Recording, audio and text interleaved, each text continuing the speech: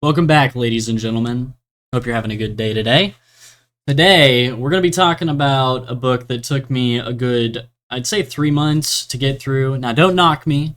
I was reading a lot of stuff at the time, so when you have a book like, drumroll please, Don Quixote by Cervantes, Miguel Cervantes, and this book is a little under 1,000 pages, and the text is tiny. It's kind of a slog, and I mentioned this in my Myth of Sisyphus video about how I question if people even have read the book because everyone talks about the Myth of Sisyphus and how, it's about how you need to imagine Sisyphus happy, that one must imagine him happy. And that's the final line of the book.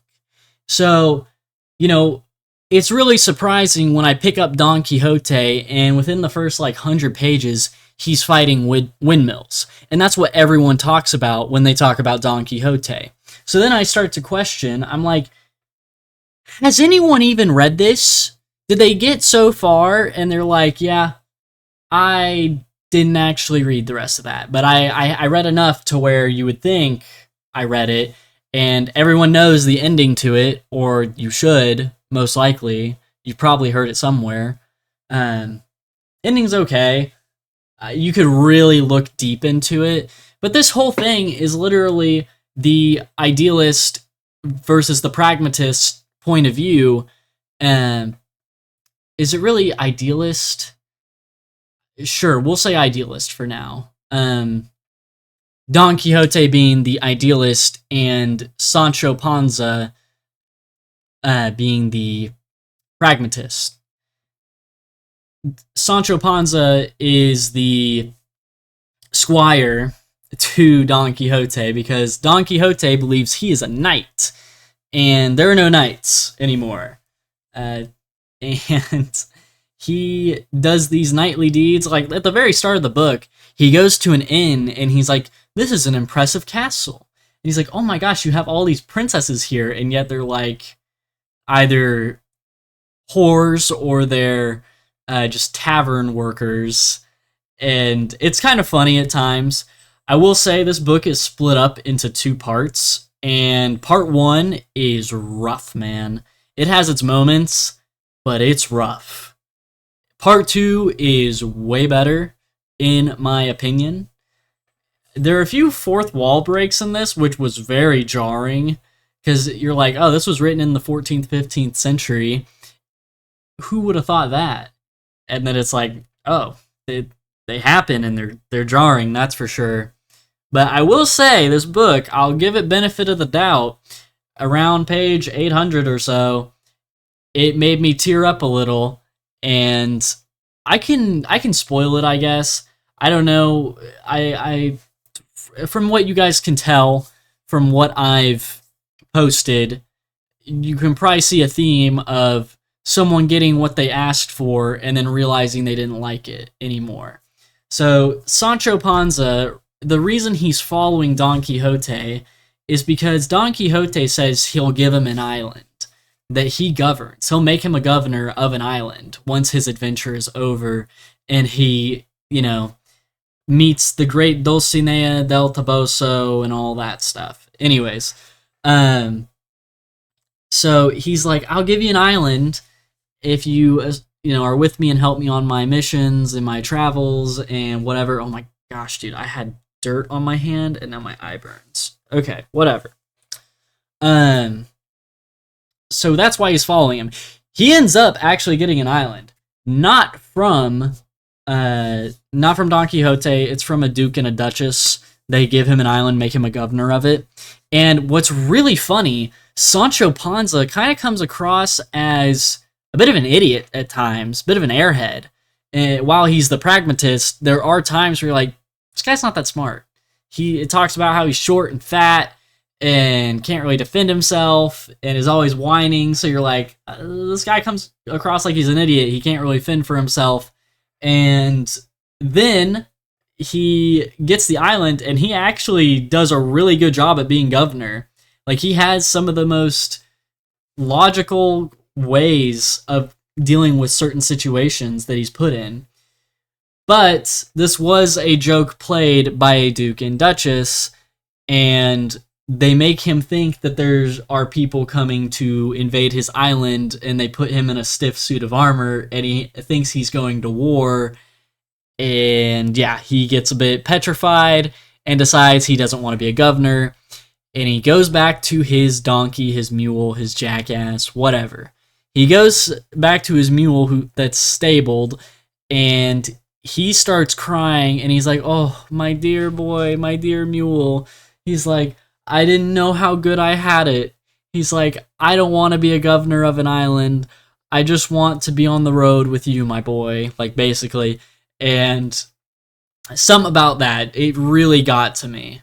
Because he ruled over this little island for a few months. I don't think it was a year, but maybe it was, and I'm misremembering. But yeah, it was good.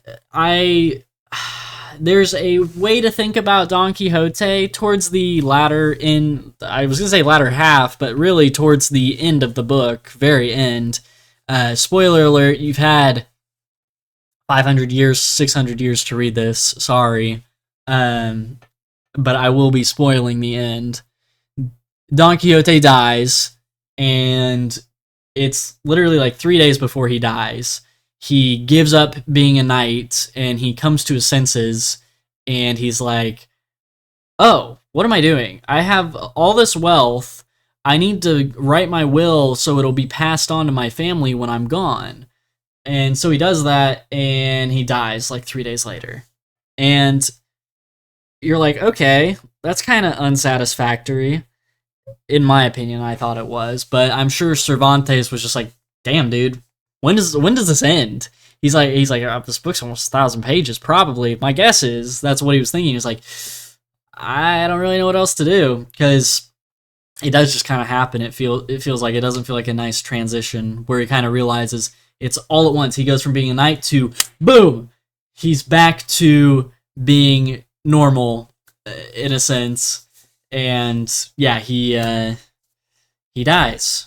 And the way you can view that is he gave up on his dreams, and it shouldn't be viewed as a good thing, even though a lot of people benefited from him giving up on his dreams. There's a lot of ways to look at that, and you can look at it in a deeper light, but I feel almost that it wasn't meant to be looked at that way.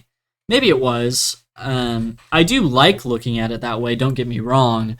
I just don't think it was intended that way, with how abrupt it feels for him to give up on being a knight errant. So, I would give this book... Oh, man. Part 2 really carries it. I'm not gonna lie. The last 400 pages of the book really carry it. The first, 450, I'd say, that, some of it's good, some of it just kills me. Because there's about 3 moments in the book where these people talk about how they got from place to place, or they talk about just this legend, like a story about the land or about this place, and it goes on for a while, and I'm like, dude, I'm gonna be completely honest with you. I kind of just want to not listen, but I want to read about Don Quixote and Sancho Panza's adventures, because they're fun. They are the highlights of the book, if we're being completely honest with ourselves. These little 80 to 100 page long little stories about something random, about a lady cheating on her husband, I don't care. I'm going to be honest, I do not care. I was not invested in that at all. I was more invested in Sancho Panza and Don Quixote.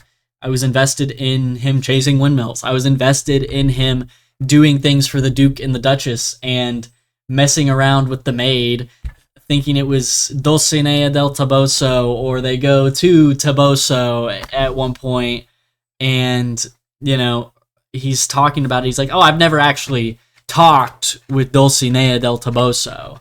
And you're like, huh? And he's like, "She's the most beautiful maiden of all in Del Toboso." And then Sancho Panza goes there, and he sees the lady he's talking about, and he's like, I don't even think her name was Dulcinea, if I'm remembering right. It's been a minute. You'll notice with a lot of these videos, I'll try and disclaim like it's been a few months since I read them. I'm reading a lot right now, so I want to preemptively get a lot of things taken care of previous works that I've read. That way I can kind of throw them out here and not be too lost. Like I already missed my opportunity with Epictetus's Discourses and a few others I have on my shelf. I'm trying to think what else. The Genealogy of Morals by Nietzsche. Like I don't have enough there.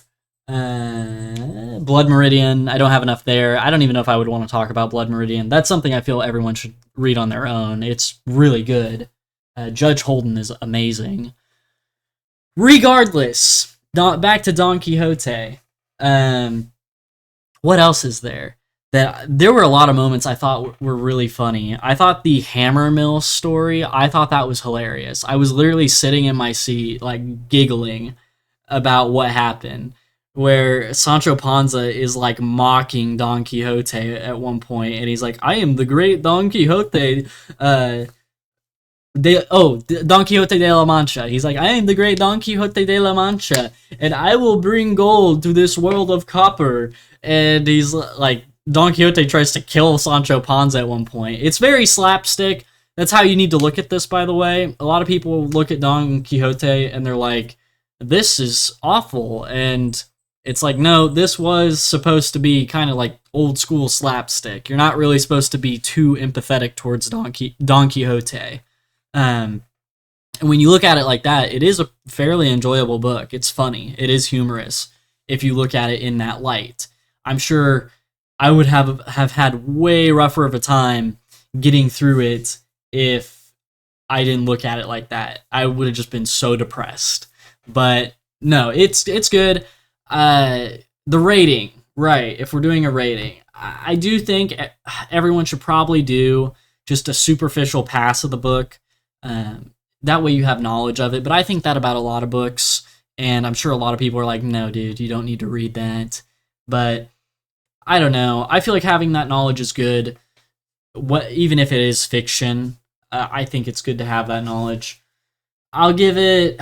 man, I'm so conflicted because there are a lot of moments in that book that slog, and then there's a lot of moments where I'm in my seat just giggling, and I find it to be the funniest thing ever. So it's really hard. I think there's more good than bad. I don't want to give it a 7. I feel like that's really basic. We'll give it a 8. I'll give it an 8. I think an 8's a little generous. I just don't want to give it a 7. So, yeah. Anyways, oh my gosh, 13 minutes of Don Quixote talking. Jeez. With that, have a great day, guys.